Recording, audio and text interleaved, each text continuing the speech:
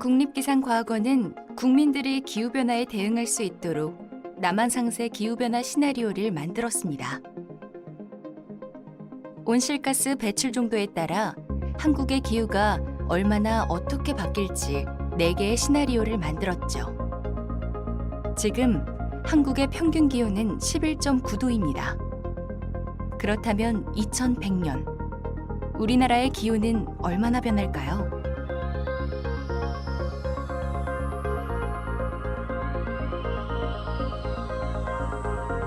우리가 미래에 얼마나 온실가스를 배출할지 알 수 없지만 최악을 가정해보죠. SSP 5-8.5의 고탄소 시나리오에서는 최대 6.3도가 올라 18.2도가 됩니다. 100일 정도이던 여름은 170일로 늘어 1년의 반이 여름이 됩니다. 폭염일은 최대 70일이 늘어납니다. 현재 대비 9배가 되는 거죠. 반면 겨울은 68일 짧아져 겨우 한 달에 불과합니다. 영하의 날씨에 해당하는 서리일은 약 60일 감소해 현재의 절반에도 미치지 못하죠. 사계절도 변화해 봄, 여름은 빨라지고 가을, 겨울은 늦어질 것입니다. 기후변화는 강수량에도 영향을 미칩니다. 강수량은 늘되 강수일수는 줄어듭니다.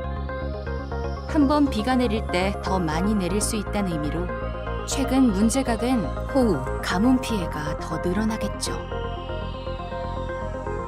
온실가스 배출이 늘수록 미래의 변화는 급격하게 이루어집니다. 바꾸어 말하면 온실가스 배출을 줄이면 변화를 눈에 띄게 막을 수 있다는 말이죠.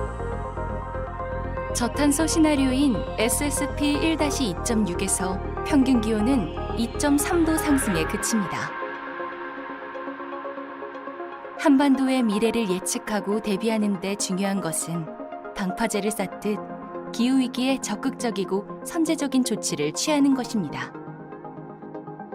국립기상과학원. 자, 네 번째 소개할 악기상 보시죠. 폭설이에요. 폭설은 짧은 시간에 많은 양의 눈이 오는 기상현상이고, 폭설에 대한 기준은 다른 것들은 살짝 기준이 정해져 있죠. 근데 폭설은 기준이 없습니다. 주로 이제 그 대설주의보와 대설경보가 있는데, 대설주의보는 24시간 동안에 새로운 적설이 5cm 이상 예상될 때, 그리고 대설경보는 24시간 동안에 새로운 적설이 20cm 이상이 예상될 때 이렇게 경보와 주의보를 내리게 됩니다. 우리나라는 되게 이제 그 지역적으로 폭설이 내리는 지역들이 여러 곳이 있는데요. 이렇게 1월 달에 주로 1월에 내리는 폭설이 제주도에 굉장히 많이 내리죠. 그래서 저도 예전에 그 제주에 이때 그 방학 때 아이들하고 여행을 가려고 비행기 티켓을 예매해 놨다가 이렇게 폭설이 와서 2월 달로 연기를 해서 간 기억이 나요. 자, 의외로 제주가 이렇게 1월 달에 폭설이 많이 내립니다.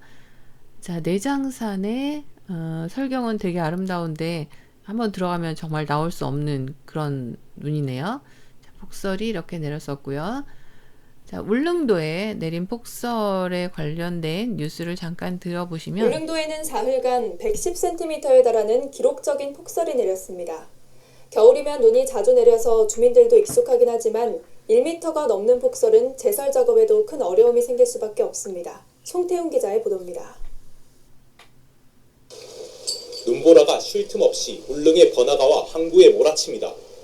어선에 쌓인 눈은 아무리 퍼내도 끝이 없고 더운 물이라도 뿌려 쌓인 눈을 녹이려 했습니다. 지난 16일부터 사흘간 울릉도에 내린 눈은 무려 110cm. 특히 대설특보가 발효된 17일 하루에만 79cm가 내려 기록적인 적설량을 보였습니다. 울릉도 이렇게 눈이 단시간에 1m 이상 온 적이 오랜만에 이렇게 보네요. 1m 이상 이렇게 보통 오면은 차들이 보통 소통하기가 힘든데, 몰아치는 눈에 도로는 덮여 사라지고 차량은 파묻히는 등 마을은 온통 눈밭으로 변했고 어른 다리 높이만큼 쌓인 눈에 치우는 일도 엄두가 나지 않는 상황. 울릉군은 바닷물을 도로에 뿌리거나 제설 차량을 동원해 눈을 바다에 버리는 등 가용할 수 있는 장비를 총동원해 신속하고 효율적인 제설 작업에 속도를 내고 있습니다. 제설 장비 등 20대를 동원하여 지금 큰 도로에 제설 작업을 하고 있습니다. 전체 공무를 동원하여 내일까지 골목길에 완전히 제설 작업을 해서 그 소통에 문제가 없도록 하겠습니다. 영하권 날씨가 이어지며 제설에 어려움도 없진 않지만 1년 평균 적설량이 2m 이상일 만큼 폭설이 잦은 울릉은 그동안 쌓아온 제설 노하우를 적극 활용하는 한편 공무원과 섬 주민들을 모두 동원해 주민 불편 최소화에 모든 노력을 다하겠다는 방침입니다. 네, 제주도, 뭐 울릉도 그리고 강원도는 사실상 110m라고 하면은 우리가 초등학생 키 정도까지 오는 경우가 많죠. 그래서 강원도는 정말 이것보다 더 심각한 앞에 안 보이는 막 눈을 퍼낼 수 없는 그런 상황이 되기도 하죠. 지금 울릉도 같은 경우는 눈을 퍼서 바다에 버렸잖아요. 그러면 이런 눈은 이제 담수인데 사실은 육지에 있는 육수가 얼은 거나 마찬가지인데 이걸 자꾸 바다에 넣으면 바닷물의 염분도 달라지죠. 그래서 바다의 해수의 성질까지 바뀌어버리는, 해수의 성질이 바뀌면 어떻게 되겠어요? 거기서 살아가는 생명체들의 또 문제가 생기겠죠. 이런 악순환이 계속 반복되고 있는 것 같아요.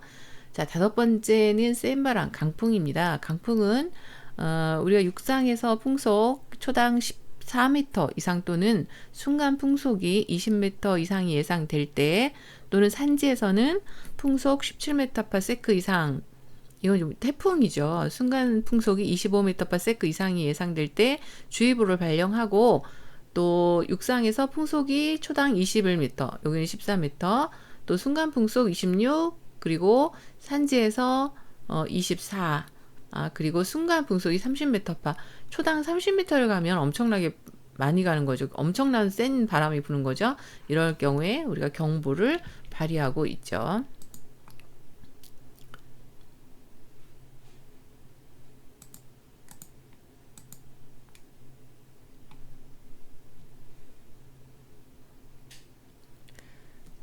자, 6번째 여러분들한테 소개하는 것은 황사와 미세먼지입니다.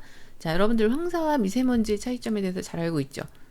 황사 말 그대로 모래바람, 흙바람이죠. 미세먼지는 먼지죠. 약간 흙하고 흙이 불어오는 것과 우리 주변에 안 좋은 먼지들이 불어오는 것은 전혀 달라요. 예전에 이제 여기 LG전자 건강관리가전인가 거기에 광고가 있었어요. 밖에 나가지 못하고 모든 뭐 이렇게 모든 공기청정기가 있어서 안에 공기를 순환해 줘야 돼. 오히려 안이 밖에보다 더 안전한 이런 상황으로 광고를 하는 걸 봤는데 최악의 광고라고 저는 생각했거든요. 그래서 아이들이 밖에 나가야 맑은 공기를 볼 수 있는데 오히려 밖보다는 안에 있어야 더 맑은 공기를 흡입할 수 있다고 생각하니까 정말 돈이 없으면 살 수 없는 그런 세상이 되나라는 생각까지 들 정도로 이 광고가 저한테 그렇게 왔던 것 같아요. 자, 이런 것들도 있고, 자, 그 다음에 이제 황사의 발원지부터 한번 살펴볼게요. 황사가 발원하는 곳은 말 그대로 사막이죠. 사막, 여기 보시면 우리나라가 여기 있고요.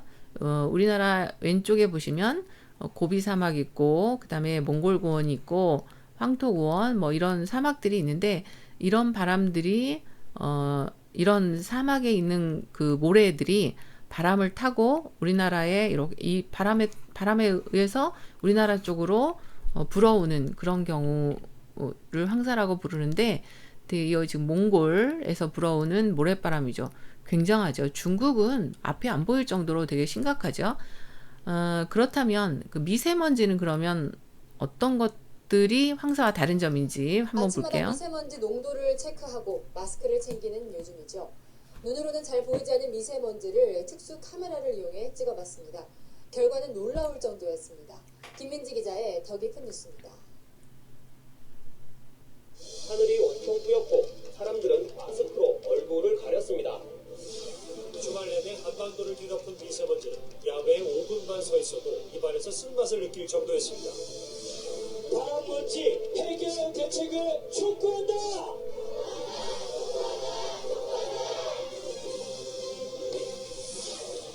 퇴근길 시민들로 북적이는 서울 도심의 버스 환승센터를 찾았습니다. 이날 기상청이 발표한 이 지역의 미세먼지와 초미세먼지 농도는 보통 수준인 세제곱미터에 47 마이크로그램, 22 마이크로그램입니다. 그런데 실제로 측정해보니 2배 이상 높은 수치가 나왔습니다. 미세먼지의 실체를 확인하기 위해 PVS 카메라를 활용했습니다. 레이저와 부딪혀 흩어지는 빛을 통해 초미세먼지까지 보여주는 특수 장비입니다. 레이저를 비추자 수많은 부유물질들이 포착됩니다. 이 부유물질의 대부분이 미세먼지입니다. 버스가 지나갈 때마다 크게 늘어나는 부유물질이 보입니다. 막상 눈으로 확인하니 숨이 더 막혀올 지경입니다. 눈으로 볼 수 없는 초미세먼지들이 이렇게 특수 레이저를 통해 볼 수 있는데요. 미세먼지는 우리 일상 속을 파고들고 있습니다. 이번엔 초고감도 카메라를 들고 지하철 역사로 가봤습니다. 사람들이 지나갈 때마다 하얀 미세먼지들이 반짝거리며 흩날립니다. 공기청정기가 가동되는 전동차 안으로 들어갔습니다. 이곳에도 미세먼지가 곳곳에서 포착됩니다.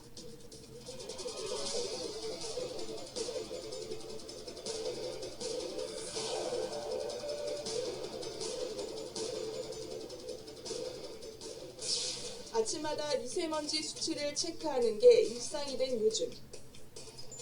집이 26층인데요. 창문으로 딱 보면 막 하늘이 뿌예요. 심한 날은 모든 일정 취소하고 실내에서만 있고.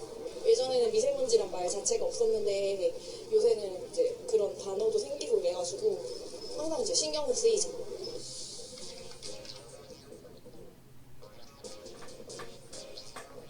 배달 전문 식당을 운영 중인 34살 이정원 씨. 하루에 6시간 넘게 오토바이로 거리를 누립니다. 이 씨는 한 달 전부터 배달을 나갈 때마다 미세먼지용 마스크를 쓰고 있습니다. 가깝게서 그냥 다녔지만 도저히 버틸 수 없었기 때문입니다. 아침에 일어날 때마다 목에 가래도 많이 껴있고 제일 심한 게 이제 마른 기침이라고 해야 되나? 그 기침이 엄청 많아졌거든요 지금. 미세먼지는 지름이 10 마이크로미터 미만인 작은 미세먼지와 2.5 마이크로미터보다 작은 초미세먼지로 나뉩니다. 최근 3년간 우리나라의 초미세먼지 농도는 세계보건기구의 권장 기준치보다 3배나 높아졌습니다. 미세먼지가 심한 날 쓰고 다닌 마스크 속. 전자현미경으로 첨배 확대 들여다봤습니다. 얼기설기 얽혀있는 필터 곳곳에는 미세먼지 입자들이 수없이 달라붙어 있습니다. 정전기에 의해서 그 필터 표면에 부착이 돼서 미세먼지를 차단하는 기능이 있는 걸로 조사되었습니다. 몸속으로 들어온 미세먼지는 천식과 폐질환을 불러오고 심할 경우 뇌경색과 치매로 이어진다는 연구 결과까지 나온 상황. 당국은 뭘 하고 있는 걸까? 주무부처인 환경부는 7개월 전 미세먼지 종합 대책을 발표했습니다. 노후경유차와 화력발전소의 가동을 중단시켜 오는 2020년까지 미세먼지를 30% 줄이겠다는 내용이었습니다. 하지만 전문가들은 핵심을 짚지 못한 정책이라고 말합니다. 희생양을 그 백배를 저감시키면 바로 해결된다는 듯이 정부를 얘기하는데 두 가지의 오염 원인이 있어요. 당국이 정확한 원인도 모른 채 단속 기준만 강화했다는 지적도 나옵니다.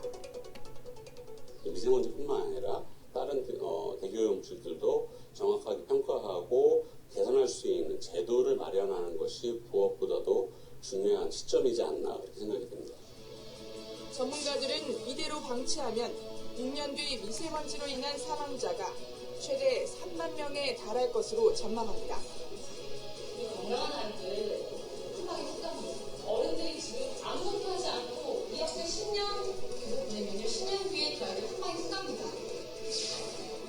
정부적 통합기구를 만들어 실질적 대책을 세우란 목소리가 커지고 있습니다.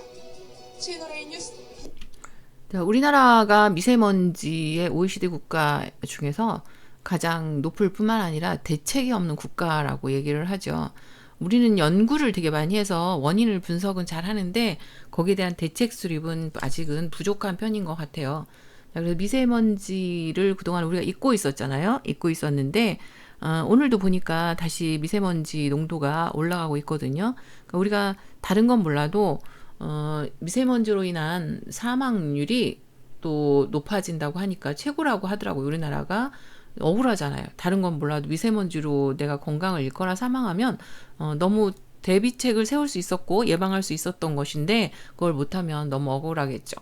자, 미세먼지와 관련하여 인 더 더스트라고 하는 그 2018년에 나왔던 영화가 있었는데 혹시 기억하고 있나요?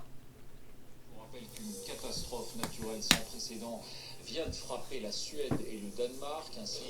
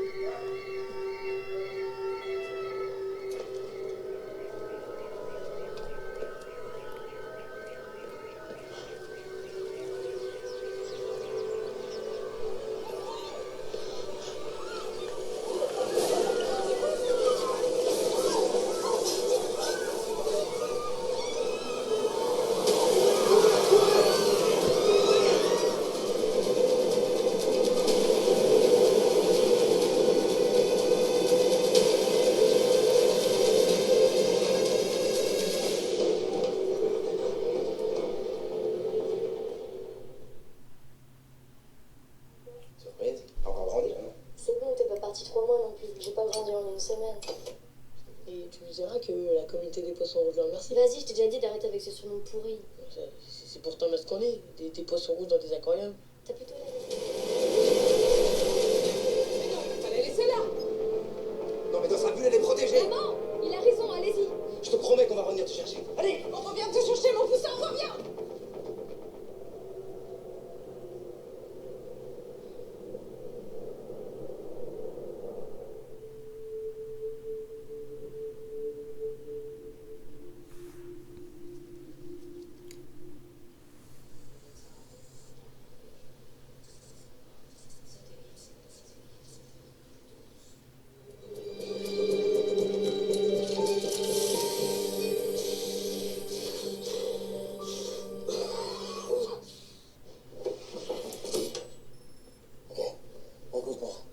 Les secours vont bientôt arriver, c'est sûr. Mais en attendant, faut que tu essaies d'économiser au maximum les provisions.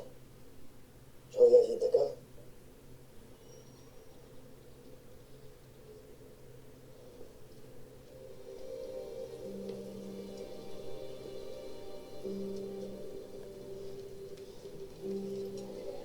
Allez, par ici, par ici. Hé, vous allez où? Bon courage. Merci.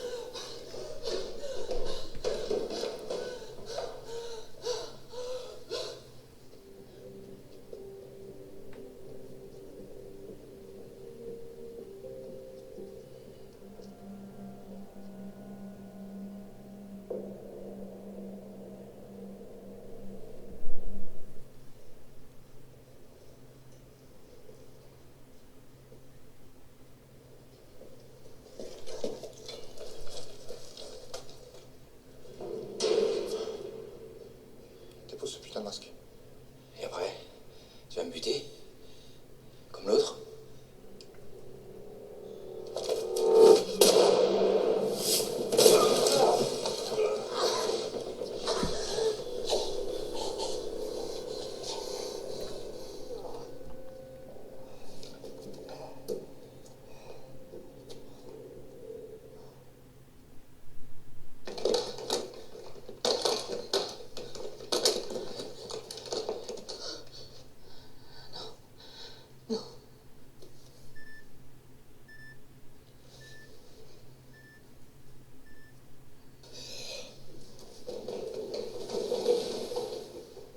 Maman, t'as pas de masque? Pourquoi t'as pas de masque?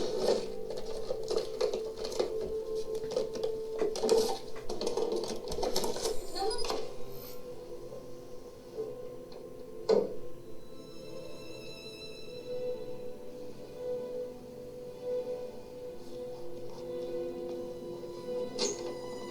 Maman? Maman, t'es là? Ça va? Qu'est-ce qu'il y a? Ça va? Maman est venue pour changer la batterie, mais elle avait pas de masque pour respirer.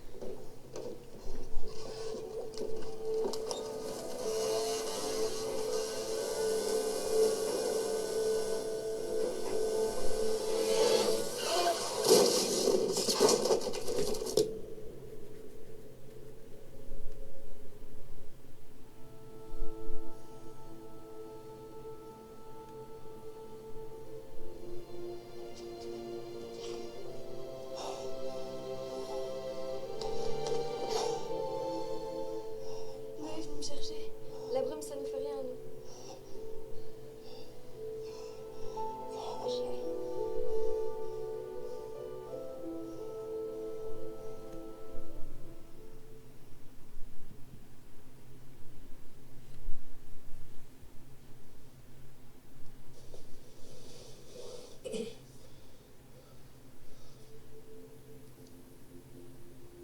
Ça. Oui, papa, j'arrive.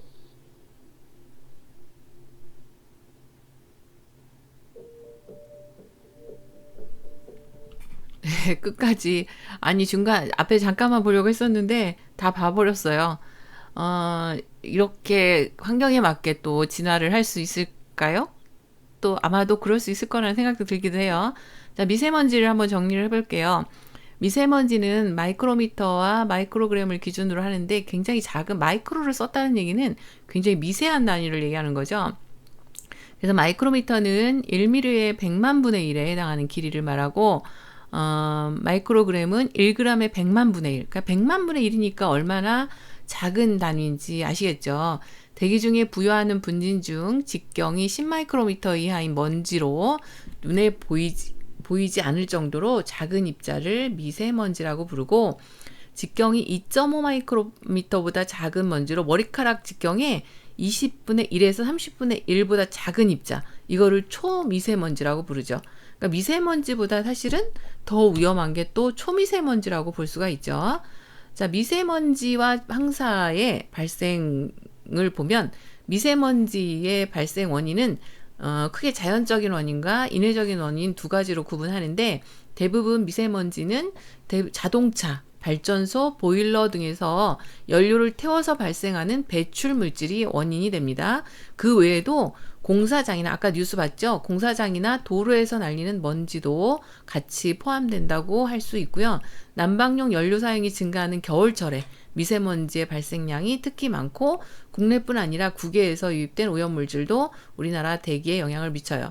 자, 황사는 반면 황사와 미세먼지의 차이점을 보면 황사는 바람에 의해 하늘 높이 올라간 미세한 모래먼지. 그러니까 모래잖아요. 모래는 뭐가 부서진 거냐면 암석이 부서진 거죠. 돌이 부서진 게 모래죠. 암석이 부서지면 뭐 자갈도 있고 모래도 있고 기타 등등 많은 이게 돌멩이들, 이게 사이즈만 다른 거죠. 그 다음에 흙이 있죠. 흙, 진흙이 있고, 암석이 부서져서 돌멩이 사이즈냐, 모래 사이즈냐, 흙 사이즈냐 하는 것은 크기의 차이지, 결국 다 이것들은 암석이 부서진 거고, 암석은 결국 어디에서 왔냐면 지각에 있는 암석들이죠. 그래서 모래 바람이 불어왔다는 건 결국은 돌멩이 부스러기가 온 거라는 소린데, 앞에서 여러분들이 지각 배울 때 잠깐 했었는데, 지각을 이루고 있는 암석들의 구성 성분은 산소가 가장 많고, 그 다음에 규소, 오씨, 알루미늄, 철, 칼슘, 마그네슘, 칼륨 이런 것들로 되어 있어요. 그러니까 인체에 그렇게 악영향을 미치는 애들은 아니죠. 왜 우리가 돌도 먹잖아요. 그래서 이 흙모래 속에는 주로 들어있는 성분들이 지각을 이루고 있는 구성 성분인 칼슘, 철분, 알루미늄, 마그네슘, 뭐 산소, 규소 이런 것들로 되어 있단 말이에요. 그런데 문제는 미세먼지죠. 미세먼지는 이 속에 전혀 황사하고는 다르게 황산염, 질산, 산 들어있죠. 암모니아 듣기만 해도 굉장히 아프죠. 이런 이온 성분과 여기에다 금속 화합물, 탄소 화합물 등이 연소 결과물인 유해 물질도 함께 들어있다고 해요. 그러니까 황사보다 미세먼지가 주는 악영향은 상당히 크다고 할 수 있고, 이 미세먼지는 우리 몸속에 들어가면 분해되거나 나오지 않고 안에서 농축되겠죠. 축적되겠죠. 그래서 우리 몸 자체에 큰 영향을 미치겠죠. 자, 그래서 미세먼지를 예방하기 위한 대책들을 굉장히 많이 세우고 있는데, 이렇게 학교 담에 보면 담쟁이 알죠? 담쟁이 넝쿨. 국어 시간에 막 이렇게 배운 그 담쟁이 넝쿨 시가 있는데, 대부분 이 담쟁이를 예전에는 그냥 뭐 알아서 이렇게 자랐거나 아니면 그 좀 시원하게 보이려고 하거나 뭐 이렇게 그 겉으로 보이는 게, 또 얘들은 근데 죽지 않고 막 이렇게 잠들 타고 올라가잖아요. 그래서 이런 의도로 키웠다면 지금은 일부러 외국에서는 이 미세먼지를 흡수하기 때문에 아파트 담벽이나 이런 데 오히려 이렇게 담쟁이를 올리고 있다고 해요. 그래서 미세먼지의 25%, 초미세먼지의 40% 정도를 흡수한다고 합니다. 그러니까 여러분들이 이렇게 지나갈 때 이 담쟁이가 또 새롭게 보일 수 있겠네요. 자, 이 미세먼지에 대한 대책을 여러 가지 이런 것처럼 개인적인 조그만 대책에서부터 큰 국가적인 정책으로까지 나오게 되는데, 국립환경과학원과 환경부 자료에 따르면 미세먼지 PM10 농도가 120에서 200 마이크로미터인 경우에 만성 천식을 유발할 확률이 10% 증가하고, 또 201에서 300은 급성 천식이 10% 증가하고, PM 2.5 농도가 36에서 50인 경우는 급성 폐질환이 10% 정도 증가, 51에서 80인 경우는 만성 천식이 10% 정도 증가한다고 밝혀졌대요. 그래서 이와 같은 대기오염 물질 파악을 위해서 정부에서는 대기오염 측정망을 전국 500여 개소에 설치, 운영하고 있다고 합니다. 자, 미세먼지 농도에 따라서 여러분도 잘 알겠지만 좋은, 보통, 나쁨, 매우 나쁨 이렇게 구분하고 있고, 보통의 경우에는 호흡기 질환자의 유의가 필요하고, 나쁨의 경우 건강한 사람도 장시간 무리한 실외 활동을 자제하도록 하며, 매우 나쁨의 경우 가능하면 실외 활동을 자제하도록 권장하고 있죠. 막 이렇게 돼가고 있는데 지금 코로나19가 터져서 더 이 급한 문제가 더 생겼기 때문에 미세먼지를 잠시 잊고 있었어요. 자, 뭐 우리가 미세먼지에 대한 대책을 여러 가지 세우고 있지만, 또 정부의 대책이나 우리가 할 수 있는 여러 가지 그 대책 중에 몇 가지를 또 정리를 해보면, 미세먼지를 측정하죠. 그래서 예전에는 오존 농도까지도 새로 생긴 그 기상 예보였는데, 요즘은 미세먼지 농도까지도 표시를 하거든요. 근데 이제 이게 그날 습도가 높거나 그러면 측정값이 같이 올라간대요. 그래서 좀 더 정확한 미세먼지 측정이 필요하고, 또 재난문자 발송을 하죠. 요즘은 잘 안 하죠. 다른 문제 때문에. 차량 이부제나 친환경 자동차를, 그래서 뭐 전기자동차, 수소상태 이런 거는 정말 말하지 않아도 이거는 앞으로 가야 될 방향이라고 얘기를 했을 거예요. 또 인공강우를 내려서 위에 있는 먼지들을 비로 내리게 하면 깨끗해지죠, 공기가. 이런 인공강우를 실시하는 경우도 있고, 또 공기청정기를 취약 환경이나 학교 등에 설치하는 것들을 정부의 대책으로 마련하고 있고요. 또 마스크 사용을 할 때 KF80 이상을 사용하게 되어 있는데, 또 너무 이게 수치가 높다고 그래서 99 뭐 이렇게 높다고 해서 좋은 거라고 볼 수가 없는 게, 우리가 또 호흡을 하면 산소를 마시고 이산화탄소를 내뱉어야 되잖아요. 근데 이렇게 KF 수치가 너무 높으면 호흡 곤란이 와서 또 오히려 안 좋은 경우도, 건강에 안 좋은 그런 상황이 벌어질 수 있으니 적당한 KF80, 94 정도를 쓰는 것이 바람직하다고 볼 수가 있겠죠. 자, 미세먼지 해결을 위해서 우리가 많은 노력들을 하고 있는데, 잠깐 예방과 대책에 관한 뉴스를 보고 지나갈까요? 줄여야 되겠죠. 먼저 줄여야 되고, 그다음에 외국과 주변국과의 지속적인 환경 협력을 해야 될 텐데, 일단 국내 오염원은 지금 현재 환경부 정부의 노력으로 많이 줄일 수가 있습니다. 그래서 환경부는 주로 그 수도권 대기 개선 특별 대책, 그다음에 대기 종합계획 등을 수립을 해서 우리나라 국내의 3대 배출원이 아까 말씀드렸던 자동차 사업장, 그다음에 저희 생활오염원 감축 지속적으로 추진하고 있습니다. 예를 들자면 대기 환경 기준을 순차적으로 강화하고 대기오염물질 배출 부과금 이런 것들을 관리를 강화하고, 그다음에 친환경차 보급을 한다든지 이런 대책을 추진을 하고 있습니다. 그리고 아마 이제 주변 국가는 지속적으로 환경 협력을 해야 되는데, 지금 한중일 3국 환경 장관 회담이 1년에 한 번씩 계속 개최되고 있거든요. 이때 대기질 개선이 거의 주요 안건입니다. 그래서 각국에서 노력하고 있습니다. 그러나 이런 대책들은 단기간에 그 효과를 보기가 그렇게 쉽지는 않습니다. 그래서 조금 시간을 두고 기다려야 되는 점이 있어서 국민들께 가장 중요한 게 예측 정보를 미리 알려드리고 피할 수 있는 행동 요령도 알려드려가지고 일명 회피 행동이라고 하는데요. 이것을 유도해서 고농도 피해를 줄여야 되겠습니다. 네, 알겠습니다. 국민들에게 조금 더 경각심을 일으켜 줄 수 있는 그런 정부 주도의 정책이라던가 국내 오염원을 줄일 수 있는 방안들을 마련해야 될 것 같습니다. 지금까지 자, 이렇게 지금 하고 있는 위기가 끝나고 나면 또 바로 미세먼지에 대한 정부의 대책이 절실하게 필요한 때가 아닌가 싶고, 우리나라 혼자만의 해결책이 아니고 전 세계적으로 같이 협력을 해서 해결해야 될 문제이기도 하죠. 자, 우리나라는 2020년 앞에서 얘기한 것처럼 천리안 EBO가 발사가 됐어요. 환경위성이죠.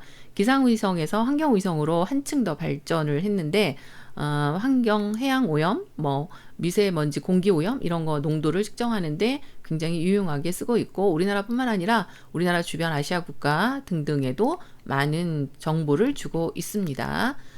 자, 악기상을 피해를 보는 사람들을 위해서 우리나라도 요즘은 날씨보험이 만들어져 있어요. 정부 지원을 해서 날씨보험에 가입하고 있는데, 농사를 짓거나 이런 사람들한테는 절실하지만 일반 사람들한테는 날씨보험까지 들어서 피해를 보상받기까지 그런 일들은 별로 없죠. 근데 되게 야외 공연을 많이 하는 그런 음악가 이런 사람들은 또 큰 콘서트 이런 것들을 준비하고 있다가 이런 악기상을 만나게 되면 다 티켓 이런 것들을 환불해 줘야 되잖아요. 그래서 이런 사람들이 주로 날씨보험을 들고 있는 것 같아요. 자, 그 다음에 이제 마지막으로 세계 이상기후 몇 가지를 더 살펴보고 마무리를 할게요. 세계 이상기후 그러면 토네이도죠. 토네이도 굉장히 강한 난류고 또 상승기류고, 그리고 토네이도는 예보가 잘 안 되죠. 기류의 방향이 갑작스럽게 틀려지고, 그 다음에 발원하는 곳도 정해져 있지 않아서 이 토네이도 예보가 굉장히 어렵기 때문에 토네이도를 연구하는 사람들도 많고, 또 토네이도를 연구하다가 잘못 사고를 당하는 경우도 굉장히 많을 만큼 큰 대륙지방 같은 경우에는 토네이도의 위력이 상당히 크다고 볼 수가 있겠습니다. 자, 평균 시간당 48에서 64km. 다시 말하면 우리가 자동차의 속도가 60km 정도가 평균이죠. 그 이상을 이렇게 분다고 생각하면 어마어마하죠. 자동차가 저기서 60km로 막 나한테 달려온다고 생각을 해보세요. 소용돌이 주변의 바람은 평균 시간당 특히 480km라고 하니까 어마어마하게 하죠. 심할 때는 시간당 800km까지 달린다고 해요. 그러니까 자동차도 이렇게 달릴 수는 없어요. 아무리 세봐야 120 이상으로는 잘 안 달리니까. 자, 토네이도 영화보다 실제가 더 영화 같은 그런 게 바로 토네이도죠. Elusive, unpredictable, violent. It terrifies most scientists. But for a new breed, the challenge is saving lives. The research is deadly. The laboratory is nature itself. 자, 제가 추천하는 토네이도 관련 영화는 트위스터라는 옛날 영화인데요. 굉장히 오래된 영화긴 하지만 토네이도를 다루는 영화로는 상당히 잘 만들어진 영화라고 보여지죠.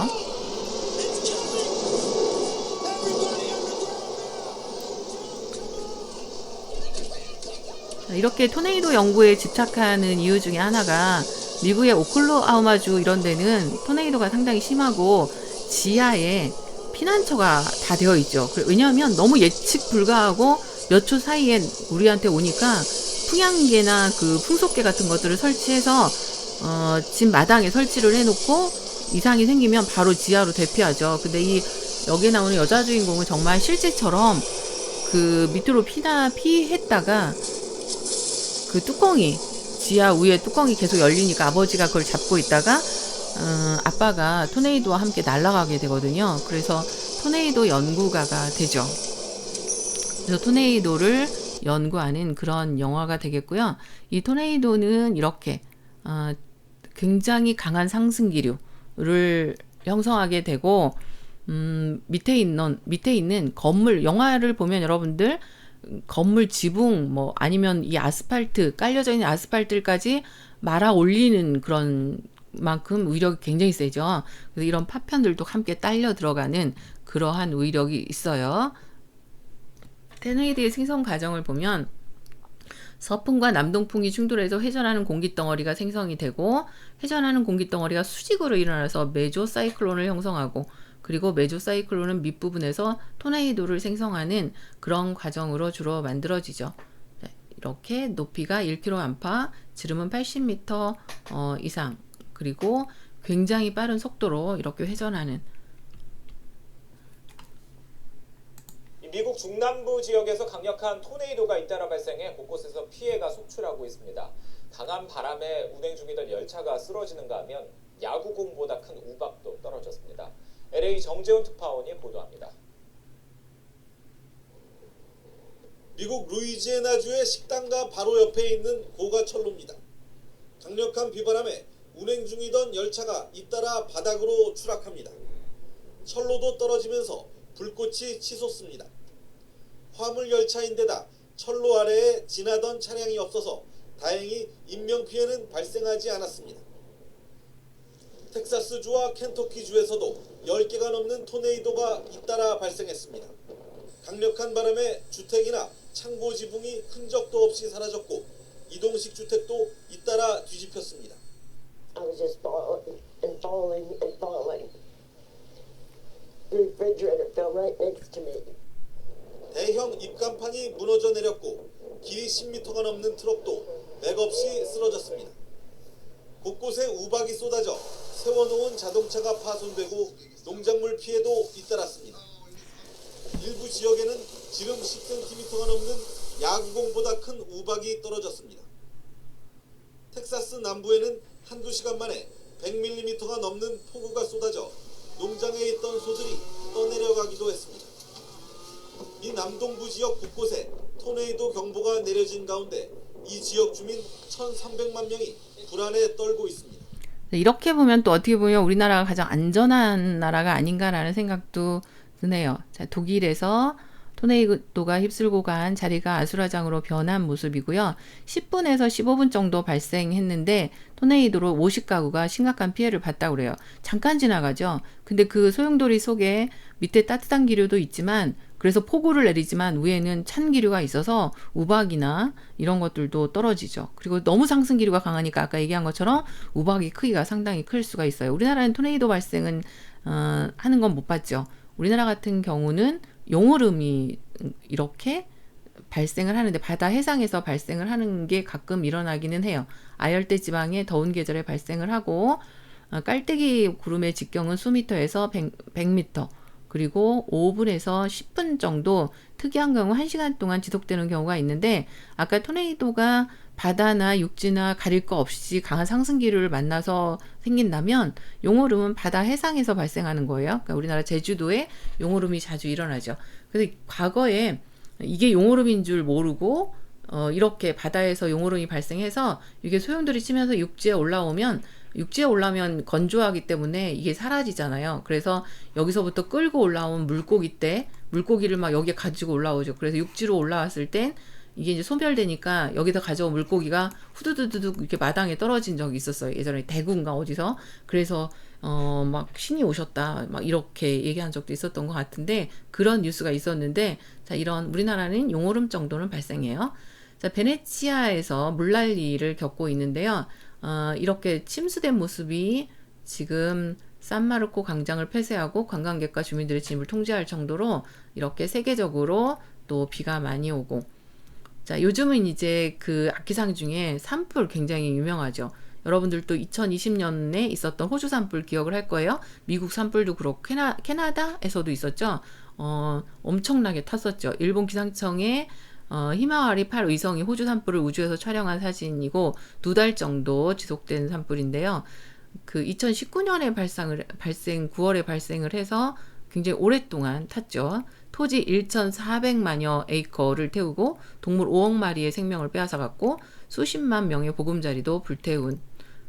자, 이거는 이제 유럽 우주국 센티넬 2 위성이 찍은 사진인데 12월 31일 호주 베이트먼 베이 지역을 촬영했고 연기와 화염으로 되어핀 이 지역의 모습을 보여주고 있어요. 미 항공우주국 위성에서 또 호주 동쪽 지역을 촬영한 모습이고요. 보면 남한 면적의 84%가 잿더미가 됐다고 얘기하죠. 그러니까 앞으로 이렇게 기후변화가 일어나면서 산불은 계속 증가할 것으로 보여요. 자, 미국 캘리포니아 산불도 2020년 9월에 발생을 했었는데 여기도 역시 산불이 심한 강풍을 타고 폭발적으로 확산이 됐고 미국 서부 전역으로 확산이 된 적이 있었어요. 자, 이렇게 산불이 있고 지구의 온도가 올라가면서 킬리만자로는 원래 아프리카 탄자니아 킬리만자로는 얼음이 있었어요. 근데 이제 산불로 인해서 위에가 다 얼음이 녹아 있는 그런 상황을 얘기하죠. 점점 세계 이상기후가 발생하면서 빙하가 녹고 있는 그런 현상들이 계속해서 일어나고 있고요. 이러한 기후변화는 점점 많은 질병, 지금 코로나 사태도 우리가 이 빙하가 녹는 것과 연관을 지을 수밖에 없는 그런 상황이 됐어요. 빙하가 녹고 있는 이런 기상기후들이 계속 발생하게 되는데 이런 이상기후에 대해서는 다음 주에 세계 이상기후를 하면서 그 기후변화에서 다시 한번 산불이라든지 아니면 빙하가 녹는 문제 이런 것들은 다시 설명을 하도록 하겠습니다. 그래서 오늘은 어렵지 않은 우리나라 악기상과 세계 이상기후 악기상들을 그냥 소개하는 거에 또 중점을 뒀어요. 그러니까 여러분들도 지식적인 것보다는 우리가 처해 있는 이런 악기상들을 잘 이해하시고 특히 우리나라에 지금 문제가 되고 있는 미세먼지, 황사, 집중호우 이런 것들에 대해서 잘 생각해 보시고요. 미세먼지와 황사의 차이점을 꼭 기억하시기 바랍니다. 그리고 세계 이상기후로 지금 토네이도, 폭우, 산불, 녹는 빙하 이런 것들을 살짝 다뤘었고요. 나머지는 다음 주 기후변화에서 조금 더 자세한 내용들을 다루도록 하겠습니다. 자, 다음 수업은 위기의 지구 그리고 기후변화에 따르는 녹색 성장에 대해서 다루도록 할게요. 다음 주까지 건강하게 잘 지내도록 하고 다음 주에 만나도록 하겠습니다. 수고하셨습니다.